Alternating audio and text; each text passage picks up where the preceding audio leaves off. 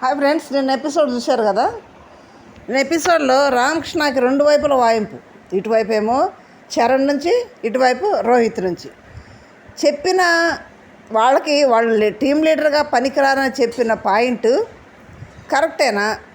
Correct అయితే ఒకవేళ అతనే దృష్టిలో అది కరెక్ట్ అయినా డిఫెన్స్ చేసుకోవడంలో చరణ్ రోహిత్ గెలిచారా ఓడారా? డిఫెన్స్ అనేది పర్ఫెక్ట్గా చేసుకున్నారా లేదా? చిన్న కామెంట్ చేయండి.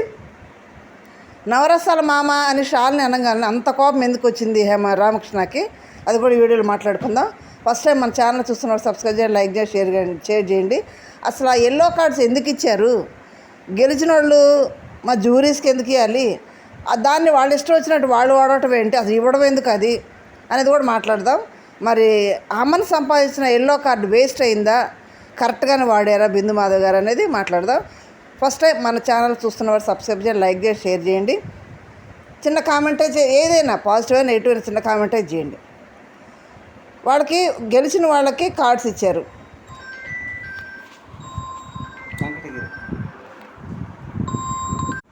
కార్డ్స్ని వాళ్ళు గేమ్ ఆడి కష్టపడి గెలుచుకున్నారు. అమ్మనే ఉన్నాడు, చాలా బాగా ఆడాడు. పిల్లోస్తోడు చాలా పోరాడి రోహితోడు గెలిస్తే దాంట్లో కార్డు వచ్చింది. ఆ కార్డు ఏమో జ్యూరీ మెంబర్స్కి ఇమ్మని చెప్పారు. జ్యూరీ మెంబర్స్కి ఎవరికి ఇచ్చారు? బిందు మాధవ్కి ఇచ్చారు. బిందు మాధవ్కి ఎందుకు ఇచ్చాడంటే బిందు మాధవి రెడ్ ఇచ్చింది అమ్మనికి. అందుకని నేనేందుకు ప్రూవ్ చేసుకున్నానని కార్డు మాధవికి ఇచ్చాడు. ఈరోజు వచ్చి బిందు మాధవి ఆ కార్డు తీసుకొని వచ్చి ఇది ఎవరు ఉపయోగించాలి, ఎవరికి ఉపయోగించాలో, ఎప్పుడు ఉపయోగించాలో అది నేను చెప్తాను, ఈరోజే ఉపయోగిస్తారని చెప్పింది. సరే, బాగుంది. అమ్మనేమన్నాడంటే నాకే ఇస్తారనుకుంటాను నేను అన్నాడు. ఎందుకంటే అమ్మను సంపాదించుకున్న కార్డు కాబట్టి అమ్మనకే ఇస్తారని అమ్మని ఉద్దేశం. కానీ ఆ కార్డు పవర్ ఏంటనేది ఎవరో తెలియదు. లాస్ట్లో బిందు మాధవ్ చెప్పేంతవరకు అసలు ఆ కార్డులు ఇవ్వడం ఎందుకు? అది మళ్ళీ ఏదో నేను నా కార్డులు కూడా రచ్చరచ్చ అవ్వడం ఎందుకు అక్కడ? సరే, కార్డు ఇవ్వడం గేమ్ మొదలుపెట్టారు. గేమ్లో లీడర్స్ ఎవరు ఉండాలి?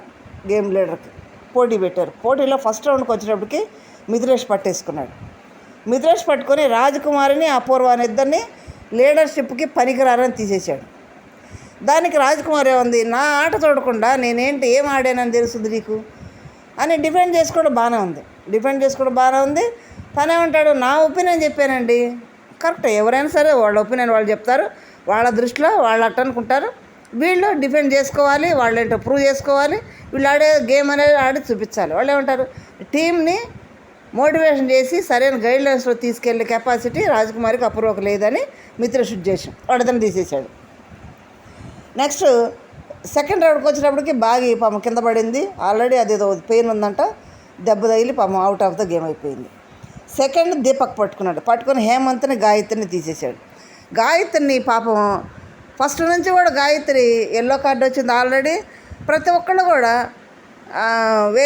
గేమ్ రాదని, అసలు ఏదైనా మోటివేషన్ రాదని, ఏదైనా ఆడటానికి కూడా నేను ముందుకు వస్తాను ఆడతారనేది తను ముందుకు రావట్లేదు. నిన్న కూడా లాక్ గేమ్లో కూడా తను హైటు, తర్వాత లావు పిల్ల ఒక గుంజుకోవచ్చు, హైట్గా ఉంది కాబట్టి బాగా హైట్ అడ్వాంటేజ్గా తీసుకోవాల్సిన సమయంలో తీసుకోవట్లేదు.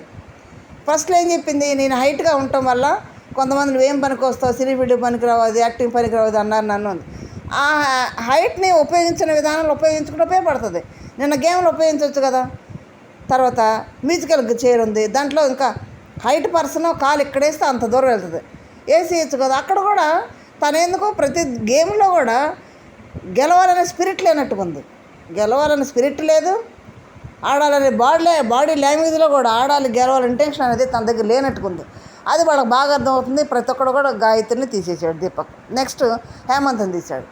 హేమంత్ ఎందుకు తీశాడంటే నిన్న గేమ్లో మ్యూజికల్ చైర్లోకి వచ్చేటప్పటికి ఆడ కూర్చునే విధానంలో నువ్వు బాగలేదు అన్నట్టు రీజన్ చెప్పాడు, తీసేసాడు.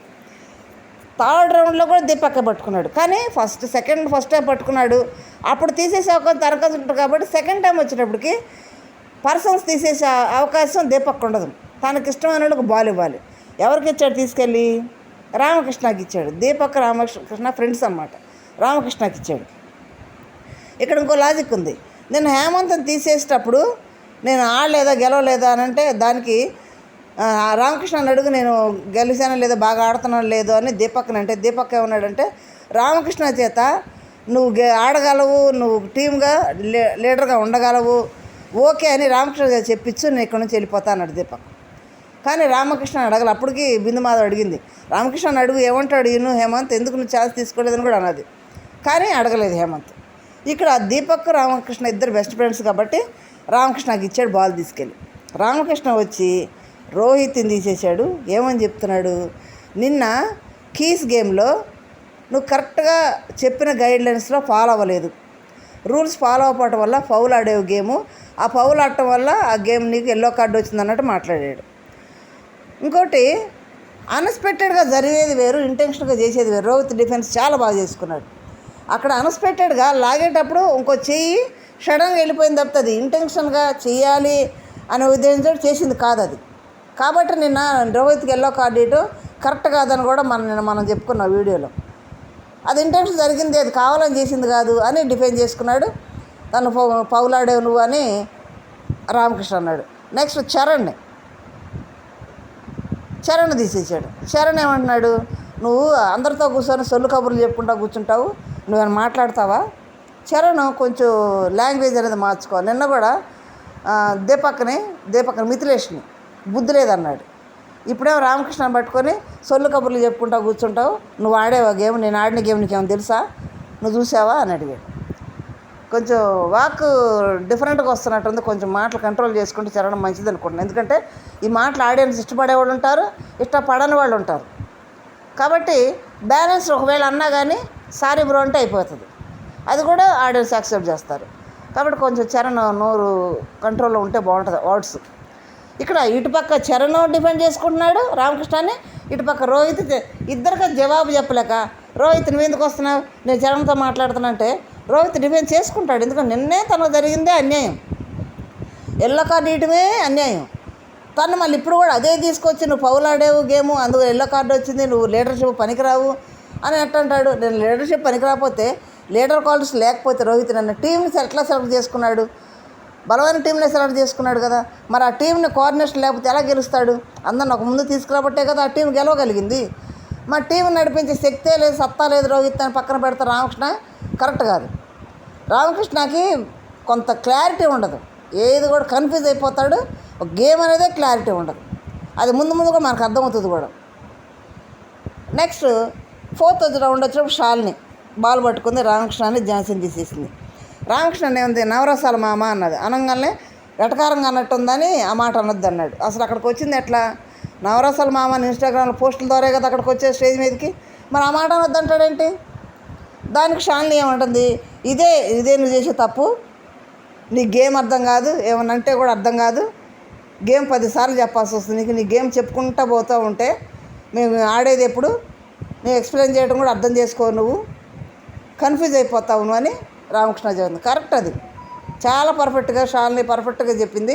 ఖచ్చితంగా తను డిఫైన్ చేసుకున్నాడు. అయినా కానీ దానికి ఏమంటారు షాలిని, నువ్వు ఇలాగే కన్ఫ్యూజన్గా గేమ్ అర్థం కాకుండా ఒకటి 10 సార్లు ఆలోచిస్తూ కూర్చున్నావంటే బయటికి వెళ్ళిపోతావు నువ్వు అని క్లారిటీగా పోసకూర్చున్నట్టు రామకృష్ణ చెప్పింది. ఇప్పుడైనా రామకృష్ణ తెలుసుకొని తను కన్ఫ్యూజ్ అవ్వకుండా ఆ గేమ్ని అర్థం చేసుకొని ముందుకెళ్తే బెస్ట్, షాలిని ఇచ్చిన గైడ్లైన్స్ ప్రకారం. నెక్స్ట్ ఝాన్సీని తీసేసింది. ఏమని తీసింది, టీం లీడర్గా పనికిరావు నువ్వు, ఎందుకంటే ఏం మాట్లాడకుండా కూర్చుంటావు, సేఫ్ గేమ్ ఆడుతున్నావు, నువ్వు మాట్లాడితే చూడాలని ఉంది, నువ్వు ఆడితే చూడాలని ఉందంటే మాట్లాడితే మాట్లాడుతుంది, మాటలకను గయ్యే నచ్చేది సంబంధం లేదు కదా, ఆటకు సంబంధం లేదు కదా.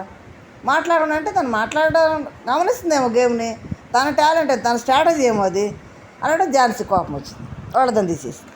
నెక్స్ట్ 4th రౌండ్ వచ్చినప్పటికి దీపక్ బాల్ పట్టుకున్నాడు, ప్రియాకి ఇచ్చాడు. అంటే రామకృష్ణ, దీపక్, ప్రియా ముగ్గురు ఫ్రెండ్స్. ఇది ముందు కూడా అదే కొనసాగింది గేమ్లో కూడా, ముగ్గురు ఫ్రెండ్స్ అనమాట. ప్రియా వచ్చి ఏం చేసింది, అమ్మన తీసేసింది, మిథిలేషన్ తీసేసింది. అమ్మను తీసేస్తూ ఏం చెప్పింది, నీకు ఓర్పు లేదన్న. కరెక్ట్, అక్కడ ఏ విషయంలో గేమ్లో అయినా మాట్లాడే దాంటైనా పేషెన్స్ చాలా ముఖ్యం. రేపు ఒకవేళ అమ్మను హౌస్లోకి వెళ్ళా నామినేట్ చేసే వ్యక్తి ఏం మాట్లాడుతున్నాడు, ఎలా పాయింట్ పెట్టి మాట్లాడుతున్నాడు, నామినేట్ చేస్తున్నా అనేది ఓర్పుగా వినాలి. ఫస్ట్ ఓర్పుగా విని తర్వాత దానికి కరెక్ట్గా ఆన్సర్ ఇవ్వాలి. అది ఆ ఓర్పు అనేది నీ దగ్గర లేదు. ఎవరు ఏది చెప్పినా కానీ నువ్వు తీసుకోమంటే నాకు ఓర్పు లేదా, నాకు ఎప్పుడు ఓర్పు లేదా అని అమ్మని అన్నాడు. అని ప్రియం అంటుంది, నిన్న అపూర్వ చెప్తుంది, అపూర్వ చెప్పేది నువ్వు పూర్తిగా వినాలి కదా, విని దానికి జవాబు చెప్పాలిగా, వినకుండా మధ్యలో నడిచేస్తున్నావు, అది అర్థం చేసుకోవట్లేదు, పొంతలు లేకుండా మాట్లాడేస్తున్నావు. ఫస్ట్ నువ్వు ఓర్పు నేర్చుకో. నువ్వు ఓర్పు లేనడివి టీంని ఏం డీల్ చేస్తావు? టీంని నడిపించలేవు నువ్వు. నీకే ఓర్పు లేనప్పుడు వాళ్ళకేం నేర్పుతావని పాయింట్ పెట్టింది ప్రియ.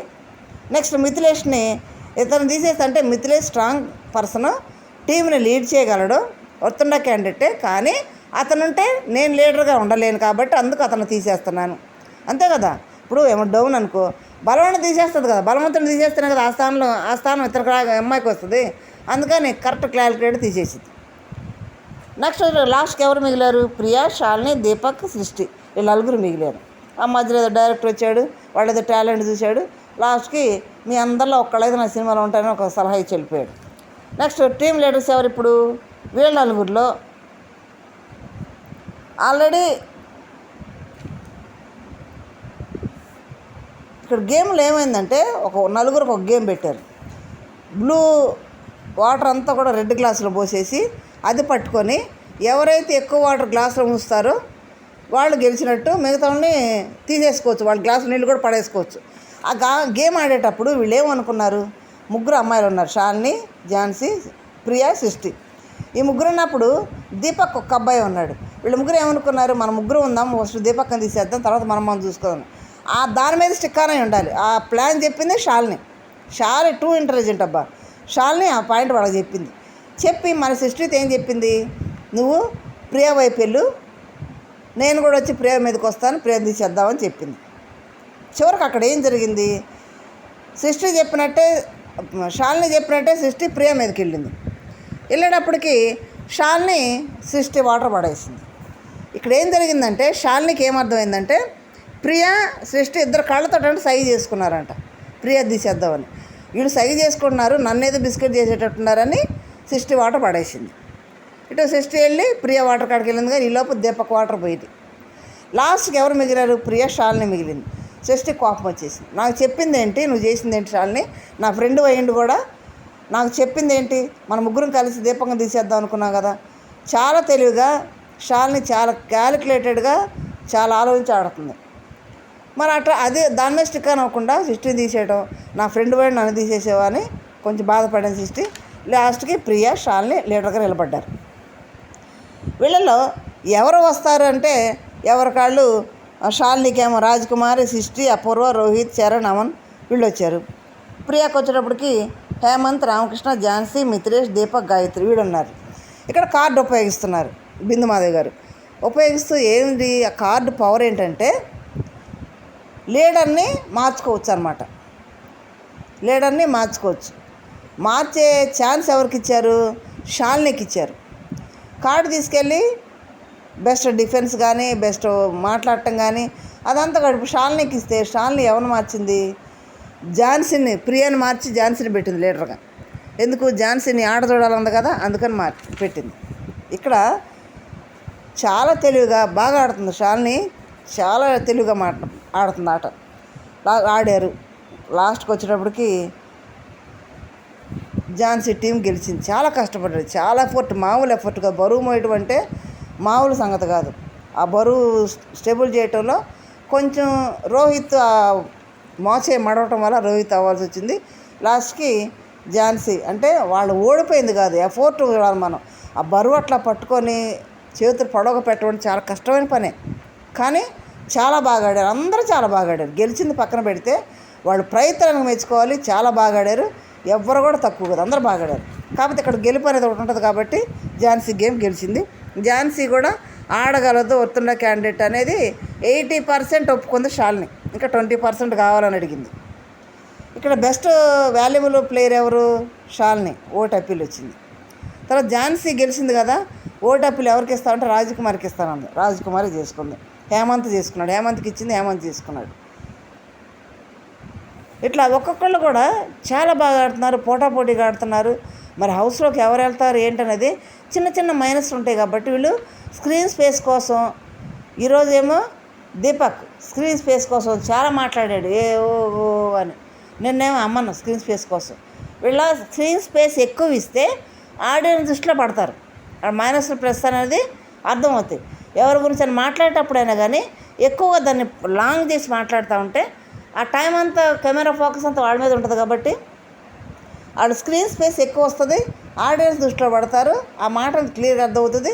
దాన్ని బట్టి ఇప్పుడు కొంచెం ఆడియన్స్కి దగ్గరే అవకాశాలు కూడా ఉంటాయి కాబట్టి వీళ్ళు ఎక్కువగా మాట్లాడటం కానీ అందరు టూ గుడ్, అందరు చాలా బాగా ఆడుతున్నారు, చాలా వెయిట్. కానీ ఇక్కడ రామకృష్ణ పాపం కన్ఫ్యూజ్ అయిపోతున్నాడు. రామకృష్ణ చాలా కన్ఫ్యూజ్ అవుతున్నాడు, కొంచెం అది మార్చుకుంటే బాగుండిద్ది. రోహిత్ని మాత్రం నిన్న కార్డు ఇచ్చారు, ఎల్లో కార్డు. డిఫెన్స్ బాగా చేసుకున్నాడు, చాలా బాగా డిఫెన్స్ చేసుకున్నాడు. ఎక్కువ మాట్లాడుకో, నాతో మాట్లాడు, జాగ్రత్తగా మాట్లాడు అన్నాడు రామకృష్ణాన్ని మీదకి వెళ్ళిపోయి. చూస్తుంటే అంత డెమోను చూసినట్టుంది రోహిత్ని చూస్తుంటే. చూద్దాం వీళ్ళల్లో ఎవరు వెళ్తారు అనేది ఆడియన్స్ చేతిలో ఉంది కాబట్టి ఆడియన్స్ ఎవరిని ఓట్ చేసి ఎవరిని పంపిస్తారు ఫ్రెండ్స్. మీరు అందరూ చూడండి, అందరూ ఎవరి కాళ్ళు ఎఫర్ట్ పెట్టి బాగానే ఆడుతున్నారు, చిన్న చిన్న మైనస్లు తప్పితే.